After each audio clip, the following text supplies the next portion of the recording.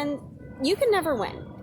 These people with the animal rights groups, they will make all of these claims that are just so hypocritical. They are just the opposite of, like they'll either move the goalpost or make conflicting statements about the horses all the time. So for example, if my horse is here right now and he is not drinking any water at this moment, you have no idea of how long he's been here, how hot he may be or not. You don't know when his last drink of water was. You've got no idea.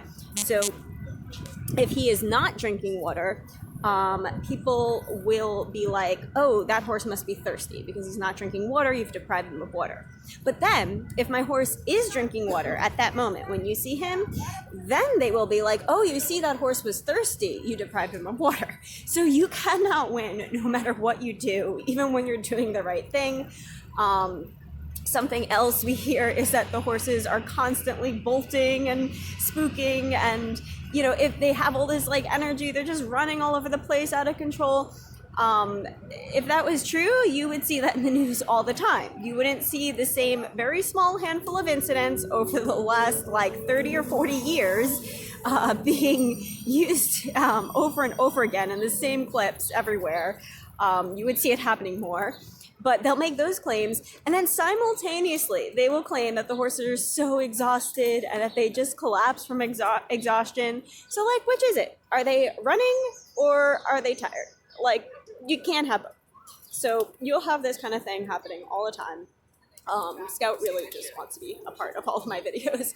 So he's just gonna hang out here with me. This is his thing. He is one of our cutest horses out here.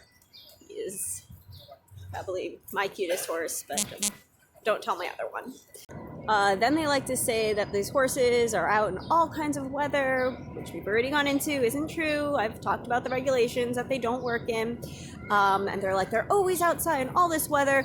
And then simultaneously, they will say they're always cooped up in their stalls. They're always in the stable. They spend most of their life in these stalls. Which is it? You can't have both.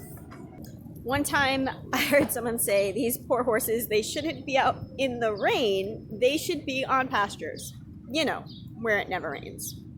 Then they'll be like, these horses never see pastures. They never go out in the pastures. And so you show them a bunch of videos of the horses in the pastures. They vacation anywhere from 5 to 26 weeks a year. By law is 5 weeks, but they do go much longer because when you have 3 horses and only 2 stalls, one's got to be out in the pasture all the time. And so then when you show them these videos of the horse in the pastures, it's just keeps moving the goalpost. It just keeps denying it. And then they'll say, well, it's not enough time in the pastures or something like that. They should be out in the pastures all year. And that just things that don't make sense and that are not necessary. They will say that these horses are starving and underfed when they are actually overweight sometimes from not working enough, and they are just like a barrel. And it's actually, if your horse is going to be overweight or underweight, it's better that they're a little bit underweight than a little bit overweight, because it's just more strain on them. It's more difficult for them to do their work. But there is a range of what the ideal weight is. And so we're not allowed to work horses that are not within that range. And sometimes they're, a little underweight, a little overweight here and there that you have to work on, and you'll listen to your veterinarian for whatever they say is best to do that. And they're like, oh, they don't ever feed these horses out here. They don't feed them enough. While the horse is literally eating oats out of a bucket or grain or whatever you want to call it. We will have the oats all over their mouth and on the floor of what's spilled, and they're still just in denial that this doesn't happen, that the horses are not eating. And occasionally you may have a thinner horse out here, but you don't know that horse's story. Maybe they were just rescued and this driver is working to put weight on them and working with their veterinarian and has approval to work this horse. And yeah, it's not the best image, but for you to judge and assume that something is wrong there when you don't actually know the facts, that's just, this is where I'm at this point of I can't believe some of the things I actually have to say in these videos, but these are the kind of comments we're getting. Also, a lot of people don't realize that standardbred horses just have a thinner build. It's just like a dog, where you have all different dog breeds, and some are a lot thinner, and some are a lot more fluffy, and they're all different sizes. So horses also have different breeds, and there are different breeds that are perfectly acceptable to be pulling a carriage. And I choose to work with draft horses, but someone that chooses to work with a standardbred, it doesn't mean that their horse is too small or too thin necessarily. It's just a different look. This kind of job that a draft horse is doing, it's like overkill easy with our vis-a-vis carriages. Draft horses are usually for pulling dead weight, plows on a farm, logging, things like that. For a standardbred, this is like the right size type of work. This is standardbreds are what people were driving for many years in the city, way before we had cars. That's fine if that's your choice. That horse is just looking smaller and thinner next to my horse, but there's nothing wrong with that. There's also a lot of moving the goalpost. So sometimes they will be like, these horses have such small stalls, they can't lay down. So then you'll show a picture or a video of the horse laying down flat in their stall, comfortable. And they'll be like, no, the stall is still too small. One time, this person was like, those aren't the real stalls.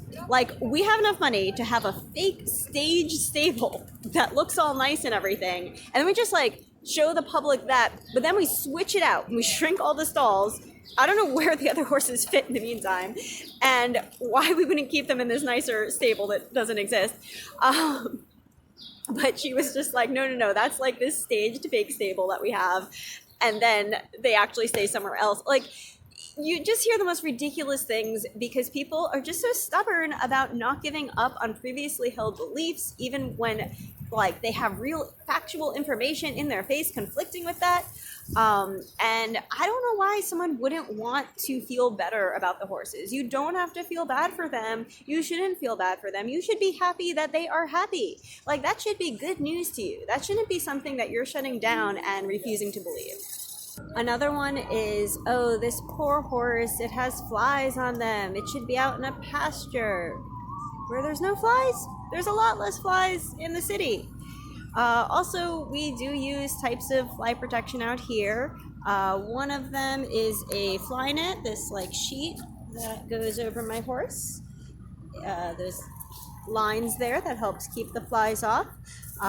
We will also use some spray that's sort of like a pesticide, a smell that the flies don't like, on our horses. So we actually do have protections against the flies, but horse has a fly on him, it's not the end of the world. They're not as bad out here as they are in rural areas. There are some horses that are so sensitive to the flies, we can't even send them to the pastures in the fly season in the summer because they are just irritated so much by them. So we just do whatever is best for our horses, and it doesn't make any sense to say all of these conflicting arguments against them. It's just, it weakens the point you're trying to make. It shows us you don't have a good basis for what you want to believe.